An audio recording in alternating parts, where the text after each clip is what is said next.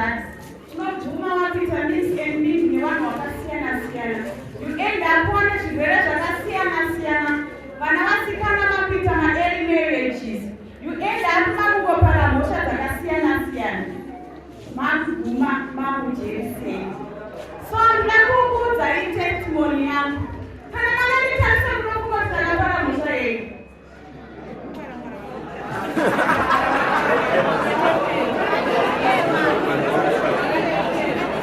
Handine vanhu ndakanyeperwa.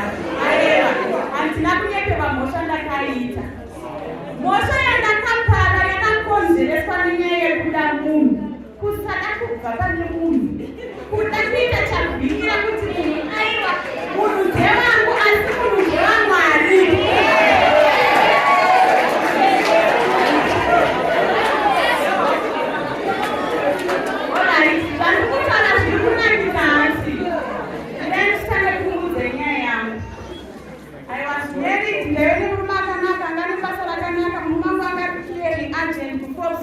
Zimbabwe.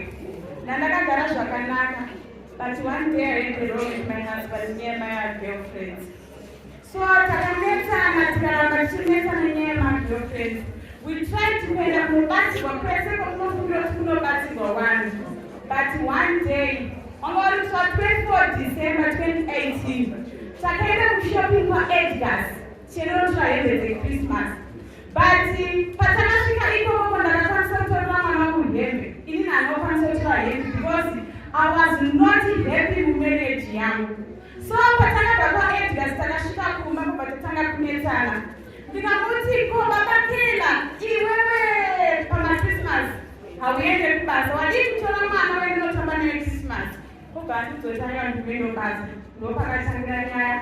Vandikatidza mapictures egirlfriend yake nemapictures ematisheti anga anoprinda kuti vaende kunofara, but ini mumba mangu handisi kufara. So takatanga kunetsana. Takazosvika pakukunda murume wangu. Then I killed him. Ndo mhosva yandikupikira mujeri.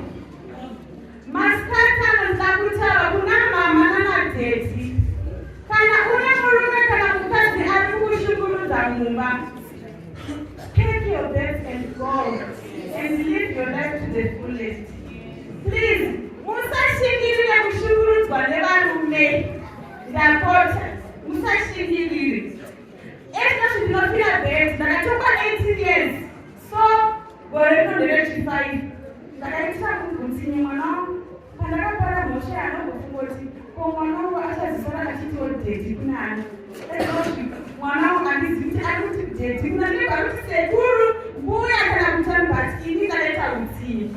Pandikakuti ndikwidza vabereki vangu dhedhi, ndiri dhisi kuvakwidza neBP. Dhedhi wangu wakashaika. Dhedhi wangu wakashaika muna June. Ndakarwadziwa. Ende ndinogara ndichizviblema kuti ndini ndakakonzeresa kuti baba vangu vasheke because wakarwadziwa nezvandakaita.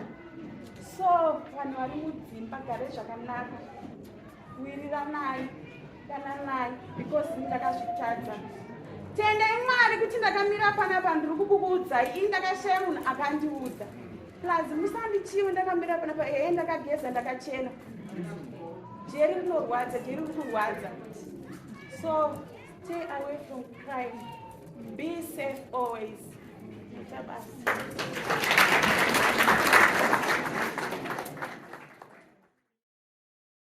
Church of Christ.